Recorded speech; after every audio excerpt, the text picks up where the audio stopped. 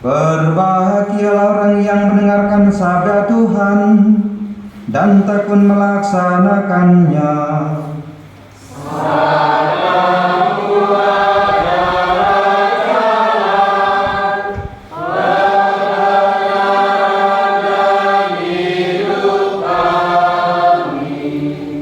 Bapak Ibu, saudara-saudari dan anak-anak terkasih, selamat sore. Seorang wartawan bernama Antonius Spadaro mewawancarai Bapak Suci Fransiskus. Wartawan ini bertanya begini, menurut Anda bagaimana gereja Katolik itu mendapatkan kesucian? Itu pertanyaan seorang wartawan kepada Bapak Suci Fransiskus almarhum. Lalu Bapak Suci mengatakan demikian, saya melihat dalam diri umat Allah ada kesabaran.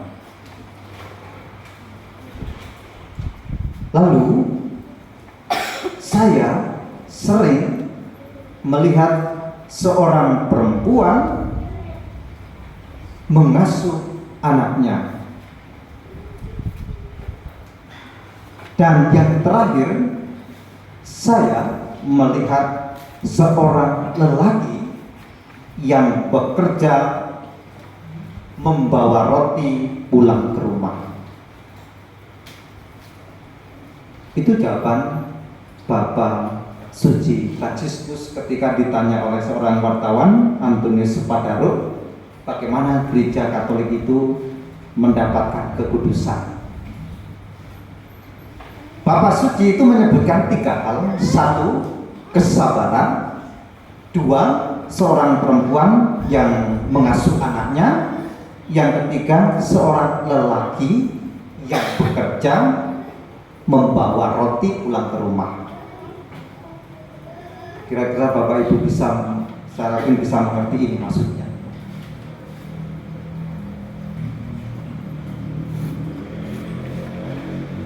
Bapak Ibu,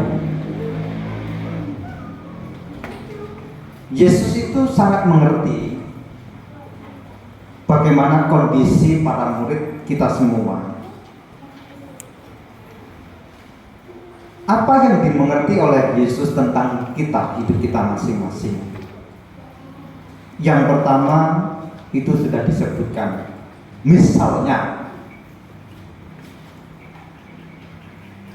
murid Kristus atau gereja itu memiliki kerapuhan hati, atau manusia itu atau diri kita punya hati yang rapuh. Itu yang pertama.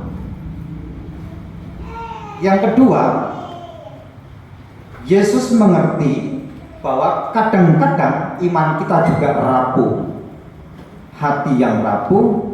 Yang kedua, iman yang rapuh. Lalu yang ketiga, Yesus mengerti bahwa kita umatnya itu sering berdoa dan berusaha, doa dan usaha, tetapi seringkali doa dan usaha itu tidak sejalan. Artinya apa? Yang kita doakan terus-menerus belum tentu terkabulkan. Apa yang kita usahakan terus-menerus belum tentu juga terjadi dalam hidup ini. Jadi ada kondisi 3 poin penting. Pertama, hati yang rapuh, iman yang rapuh, doa dan usaha kadang-kadang tidak terjawab, tidak terjadi dalam hidup manusia atau dalam hidup kita. Oleh karena itu, karena 3 hal ini, bagaimana mungkin Tuhan, saya atau kita itu bisa mencapai kekudusan kalau hati saya rapuh? Bagaimana mungkin Tuhan kalau kekudusan itu bisa saya terima kalau iman saya juga rapuh? Bagaimana mungkin Tuhan kekudusan itu terjadi dalam hidup saya kalau doa dan usaha seringkali tidak terjawab dan terkabulkan? Maka bagi pemikiran kita, tiga ini rasanya tidak akan mengangkat kita, menjadikan kita orang yang kudus, yang suci di hadapan Tuhan. Rasanya pikiran kita akan bertentangan. Nah, itu pemikiran manusia. Kerapuhan, hati yang